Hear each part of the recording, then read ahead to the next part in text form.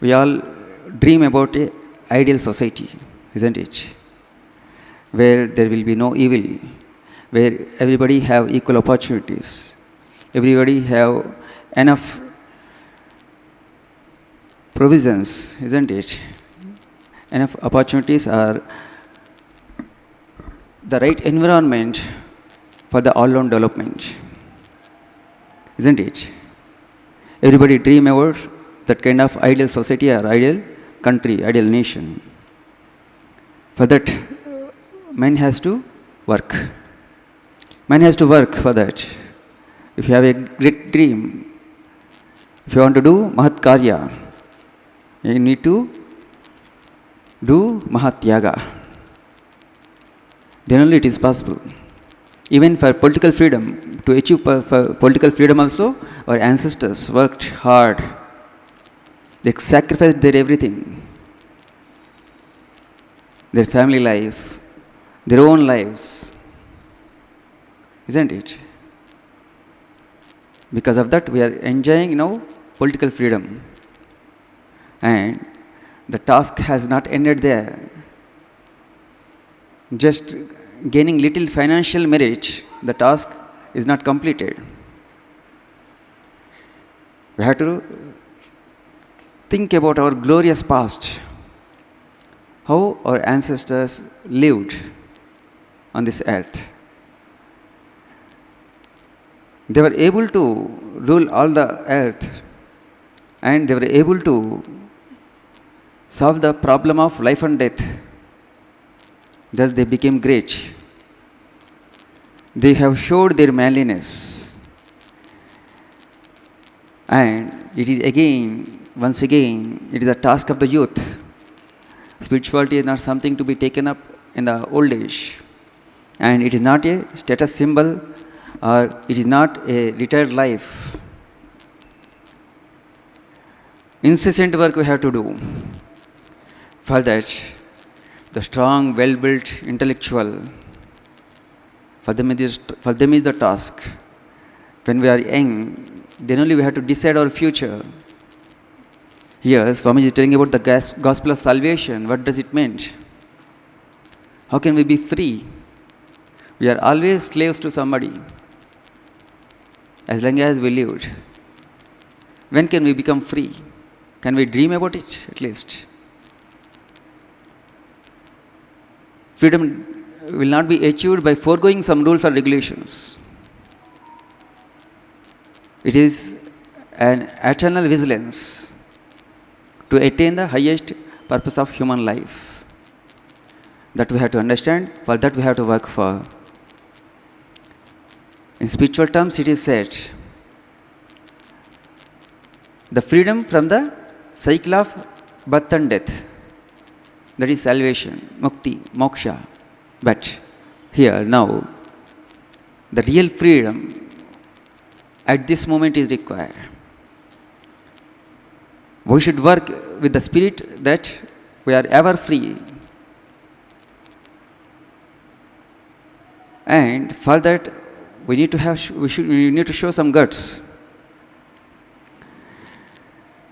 Here, faith in the Lord, and with lion's courage for the sympathy for the poor and downtrodden and fallen, Swamiji is telling. You should have a lion's courage to show sympathy. It is not to fight against some other lion. It is for working for the poor people, the weak people in the society. Those who are struggling to rise up. And the right knowledge only paves the way for us for the salvation, the right knowledge. And that has to be attained when we are young. It is not when we become old. And for them is the task. Swamiji had infinite hope. That's why infinite hope on the youth of India.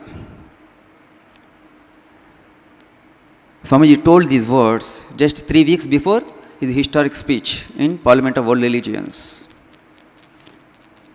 To Alsinga Perumal, Swamiji wrote a lengthy letter. This is a portion of that lengthy letter. Alsinga Perumal was a devotee or follower of Swami Vivekananda in Chennai. he helped Swami Vivekananda to go to abroad. And to him, Swamiji wrote like this.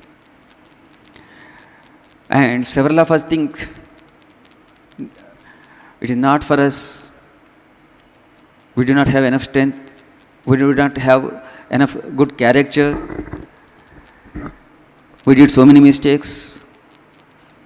So we may not be eligible for spiritual life. We may not be eligible for holy life. I could not procure the things that I want.